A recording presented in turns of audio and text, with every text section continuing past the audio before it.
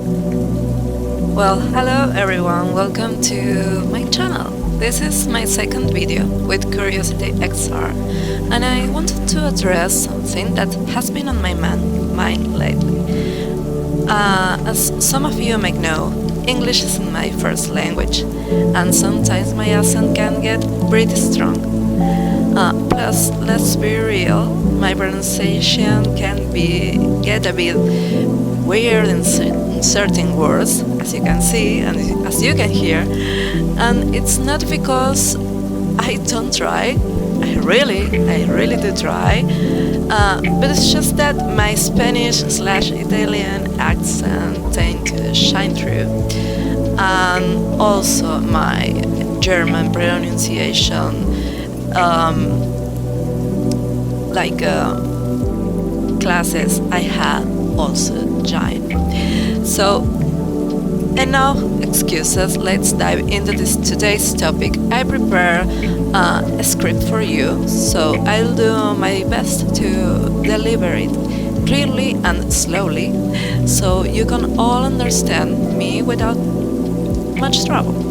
Okay, so I wanted to talk about Curiosity XR, and I also want to thank Aaditya Vaze or Vaze. I don't know how it's pronounced his name, but thank you, because he invited me to his Discord to talk about the things I know, the user experience and XR and VR, mixed reality, etc.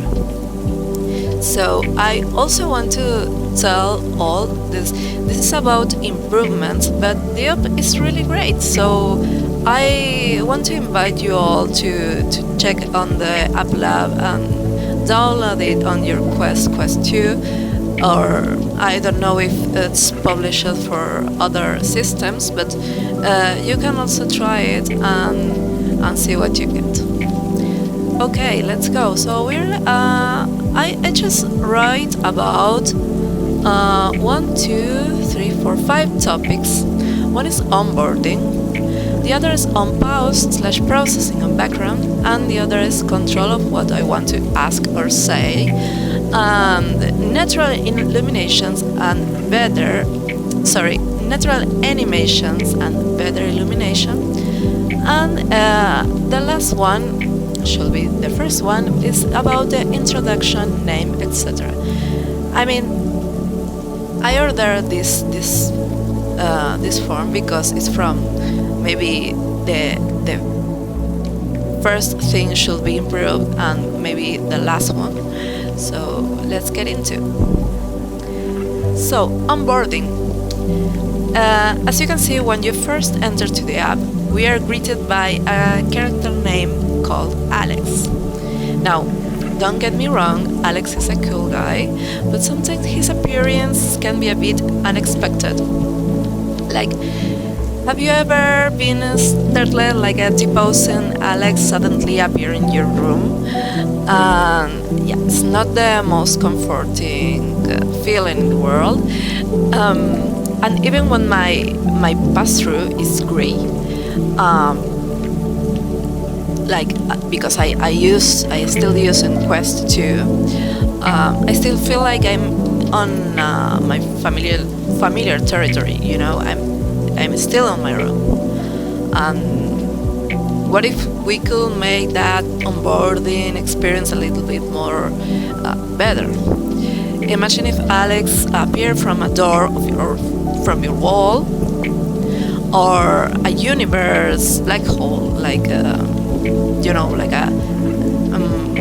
think the word is portal.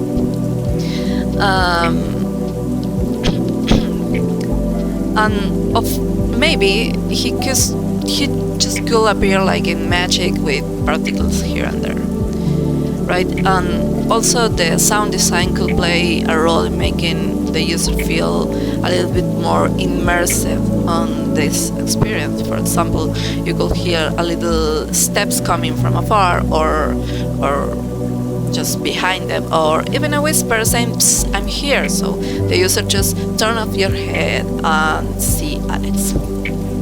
That's all about creating a sensation that will be unique to the user, and it will depend of the kind of experience you want to give. Like is Alex a teacher, a friend, or a guide? Who is he? How would you like to introduce this character to the people? The other topic was on pause / processing on background. So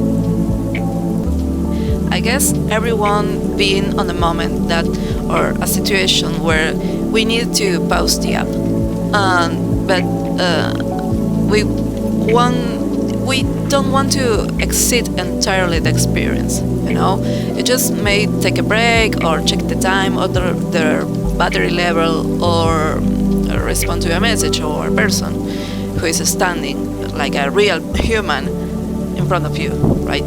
So you just push the Oculus button to go to the menu, to the Oculus menu. And let's be real, who wants to do two things at once when you just should press one button and pause the experience and go to like another level, the experience should stay on background, like the app should stay on background, and now Oculus system is taking control, so the app should pause. Every interaction with it should be paused. Here's where pause processing feature comes in. When you press the quest button, the app should automatically pause itself, allowing you to take care of whatever else you need to do without having to worry about the app continuing to run in the background. But this feature is not just about convenience. It also helps to address this issue of many users have with many AI apps, like the feeling unsafe because the app is still listening while running in the background, right? By pausing the app, you can make people sure that the user privacy is protected, and that will be not trigger any unwanted actions or conversations. Okay, now user control and freedom. This is a Norman heuristic, like user heuristics, number 3. It's about, in real life conversations, we can't always control what the other people says or does, right? But when it comes to machine interactions, we expect a certain level of control and predictability. For example, the situation where you're having a conversation with someone from a different culture or nation, or even educational background. It is easy to misunderstand each other or get confused by something they say. But what if I told you that in the world of AR or mixed reality, we can actually give users the power to control the conversation by letting the user think that they want to ask, pause, or cancel the response, and even choose when they should be heard. We can create a more natural human-like interaction. Imagine being able to take your time to formulate your question without feeling rushed or pressured by the machine's response, or being able to pause the conversation to consider your next move. It's all about giving the users the freedom to communicate in their own way.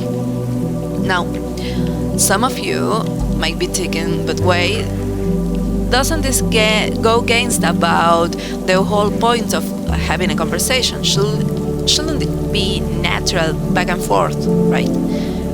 So, yeah, that is right. But let's not forget we are talking with a machine, we are talking with AI, so it is still a good-looking machine, but it is still a machine. By giving user control over the conversation, we can create a more enjoyable and efficient experience for everyone involved. Okay, natural animations and better illumination.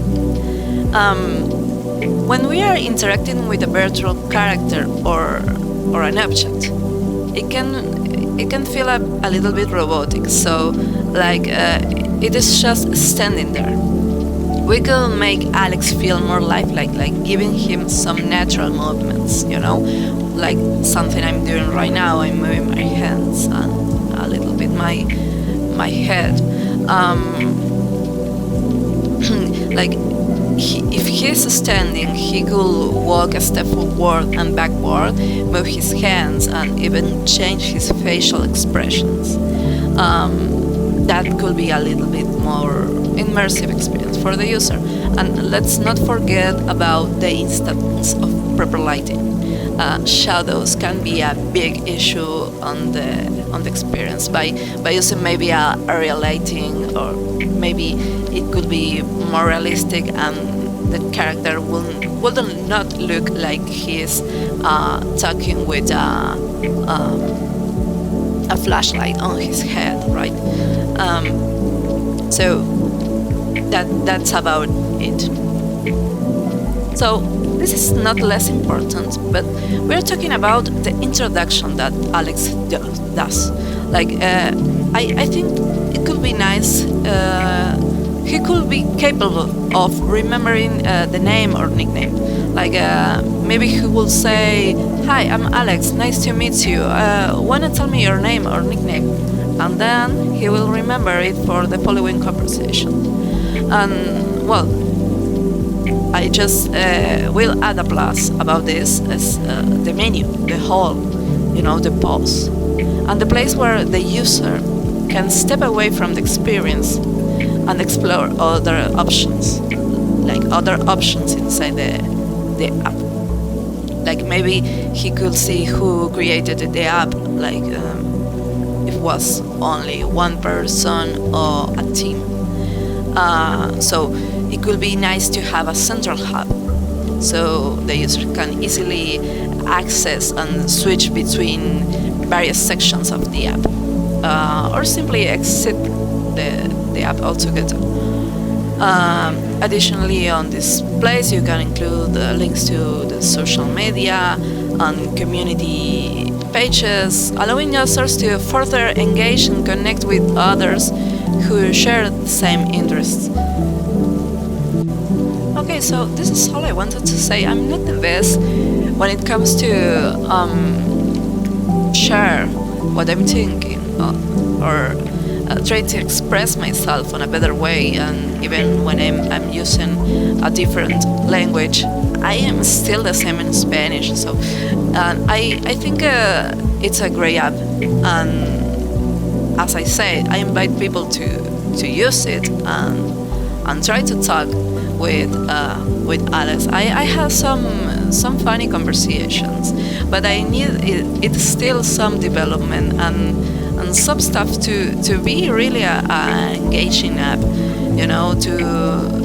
to step forward, like other experiences, right? Because VR and mixed reality is still on development technology. Just the technology is still on development, but there are many people on this area doing stuff every day, and I think it's awesome. Like the communities created around this area is as awesome as when it starts like a new internet, so I think it's great. I love to share my thoughts about it. I'm really interested in this area as well as a professional. So I hope you like this video, and if you want to subscribe, this is a great opportunity to me to talk about this stuff and maybe practice my English as well. Thank you so much. See you in the next one.